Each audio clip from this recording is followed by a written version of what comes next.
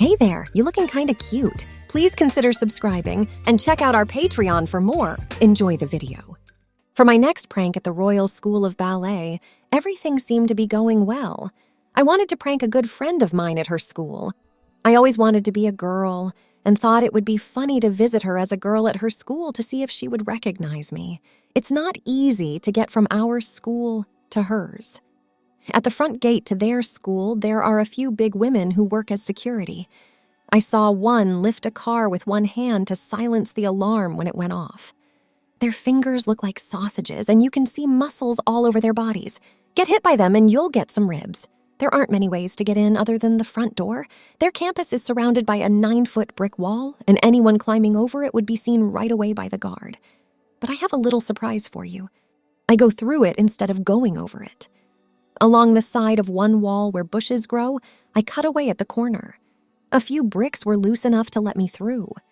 After going through, I have to stack the edges again so that no one can figure out how I got in. This way, the tunnel stays a secret.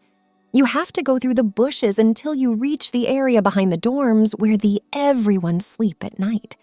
And the tricky part is that you have to climb up on your belly, up the small hill, because there is a small space between the end of the bushes and the guard post that isn't blocked by the dorms. You have to look for an open window in the dorms or main building once you get there.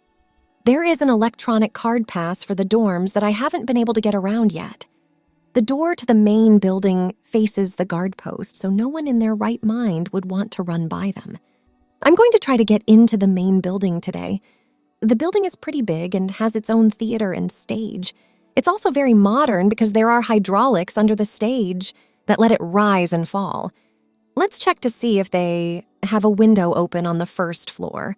It has 4 floors. It's not worth climbing in this one because it's the kitchen that feeds everyone. There are always at least 2 people in there, so they would find out right away. Here's another one, but it doesn't help this time. I went in there before, and it was the janitor's closet. The outside is locked, and the last thing I was able to do was switch his cleaner for slow dry glue. That far one over there is a good one. I'm in. That was again very simple. I quickly went to the door that led to the hallway, but I could hear footsteps. I ran to the other door that was open. This part of the first floor doesn't have many places to hide. Both doors that lead in are open. I had to hide, so I opened and shut the metal door of the first empty full-length locker I could find that was the right size for me. As I looked through the grill, I heard a lot of girls coming in through the hallway. While they talked, it was too loud for me to hear myself breathe, so I had to hold my breath. I could see the girls choosing their lockers as I looked through the grill on the locker doors. They went down the aisle and stopped right outside the locker where I was hiding. It almost broke my heart to think that she might have picked one of the lockers next to mine. When I heard the door slamming, I quickly emerged into the bright light. Ho, ho, a nosy neighbor, huh? Before she slammed the door, she thought about me. I heard the dull click of a padlock outside. I got caught. I know it's you, Tom. How did she find me out already? Bobby, I can explain. You know about my cross-dressing, right? I thought it would be funny to prank you in hopes you wouldn't recognize me as girl, but you saw right through it. Well, Tom, you didn't really think this trough, did you? However, I think we can help you, right, girls? Get the headmistress, she told them. People were heard running to the door to get the word out. You will love her, Tom. She has helped many girls transform to their real identity. I didn't say anything, but my mind was happy. Would this finally be me real transformation I always wanted? I was happy to see the headmistress. There was a guard who took me into the headmistress's office and put me down on one of her seats. I was scanned from head to toe. She told me, Bobby tells me you always wanted to be a girl. I think we can help you with that. If you really want to be a girl, we will do everything to help you. Of course I want to, I said. Okay, let's get started then. In the past few months, we've gotten a few shipments of items that don't seem to belong to us. She took a moment to think about it. Like 24 1-liter bottles of makeup glue that didn't come with remover, a thick black Swan Lake tutu with nylons, gloves, a tiara, ballet boots that reach the top of the leg, and black pants. One that is white and the same style as the black one. Several corsets in different colors. We paid for everything when it arrived, of course. Would you like a tour? The guard pushed me out of the room, and then the headmistress and a bunch of girls who had decided to listen in took my place. Our group arrived in front of a big set of double doors. The headmistress quickly opened them with a small key. As soon as I turned on the lights, I could see that this was where the school's costumes were kept. Things from the United States to China, India to Arabic, Brazil to Russia were all there.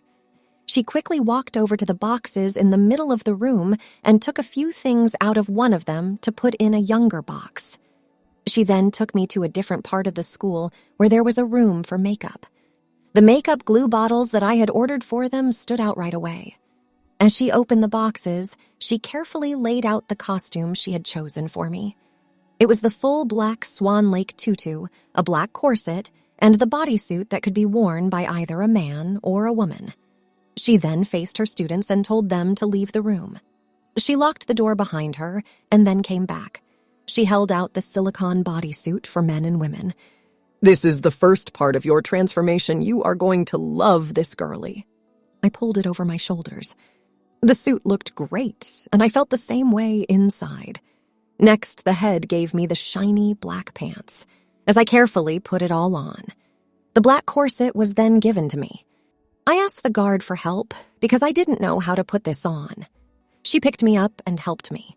Then she started to close the back of the corset with laces. The bodysuit went with the flow and made my waist smaller.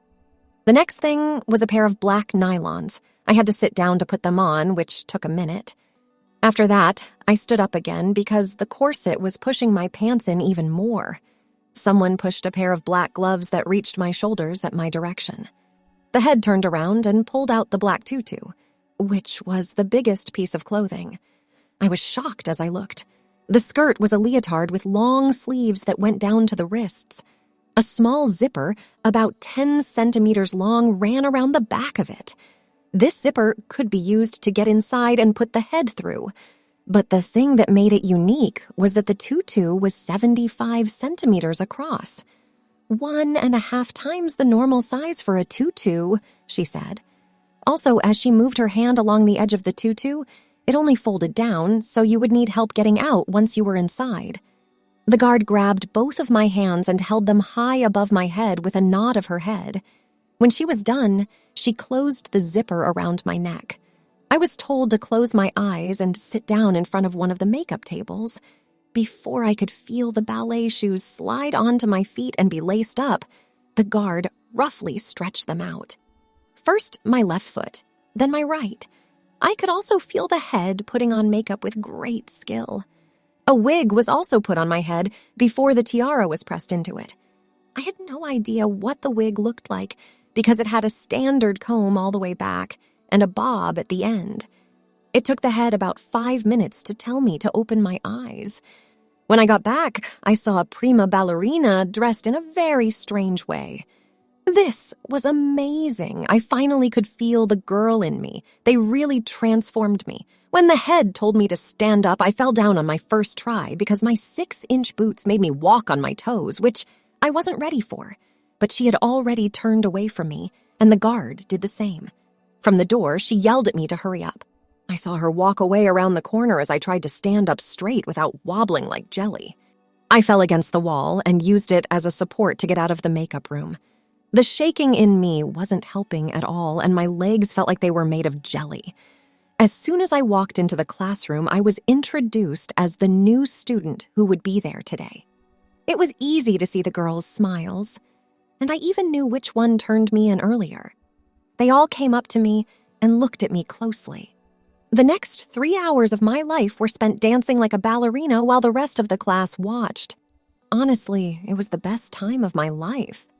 Late afternoon, class was over, and I was taken back to the makeup room to change out of the clothes they had kindly loaned me. It was hard to take off the tiara and wig when the door shut behind me. I looked around the room and saw that a shelf with a lot of big bottles of makeup was empty. I had gotten good at moving around in the boots, so I picked up one of the bottles, took off the cap, and looked inside.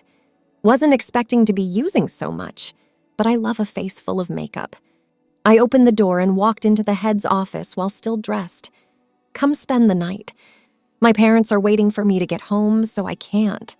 I went ahead and made plans with your own headmaster for you to be switched here for now. We just need to go ahead and tell your parents that you will be staying here." She looked at me like with a smile.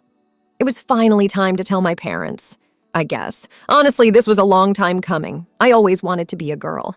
I guess they already had their suspicions, but now it was time to confirm it. They were both happy about it. I was shown to my room in the dorm for girls and given a pass card. Then I laid down on the bed. I tried again, but this time it was less successful to take off the things I was wearing. I fell into a deep sleep. Only thing I thought about was my new name, Tia. Tia woke up, feeling the softness of her pillow. The room was filled with early morning light. She felt different today. Not bad, just different. Her first day at the ballet school had been a whirlwind of emotions. She remembered the way the other girls had looked at her, the curious eyes, the whispered words. Today, she wanted to feel more confident. Tia reached for her wig on the bedside table. It was a beautiful brown color, long and wavy. It always made her feel pretty. She carefully put it on, adjusting it until it sat just right. Looking in the mirror, she smiled. The wig made her feel like the Tia she always wanted to be. Next, she opened her wardrobe. Inside were all the clothes she would wear today. A white blouse with little buttons up the front, a blue skirt that twirled when she spun, white socks and shiny black shoes. Then, there was the special touch, nylon socks that made her legs look smooth. She got dressed, each piece of clothing making her feel more and more like herself. In the dining hall, Tia found a seat next to two girls, Sarah and Zoe. They were munching on toast and jam. "Hi, Tia," Sarah said, her eyes moving to Tia's wig for just a second. "I like your hair today." Tia's heart raced. "Thanks," she whispered, touching the soft waves of her wig. "It helps me feel like, well, me." Zoe looked up from her plate. "You wear it well, it suits you." Tia smiled, feeling a bit better.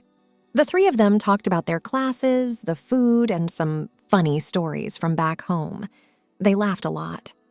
Sarah looked at Tia. "You know, it's okay to be different. Everyone here has their own journey." Tia nodded, thinking about how she felt inside. I wish I could feel like this all the time." The day's ballet lessons began. The huge room was filled with the sound of piano music. Tia tried to follow the teacher's steps, her skirt twirling as she moved. During a break, Zoe came over. "Hey, I noticed you were looking at the advanced class. Thinking of joining?" Tia nodded. "I love ballet. I wish I could do this every day, all the time."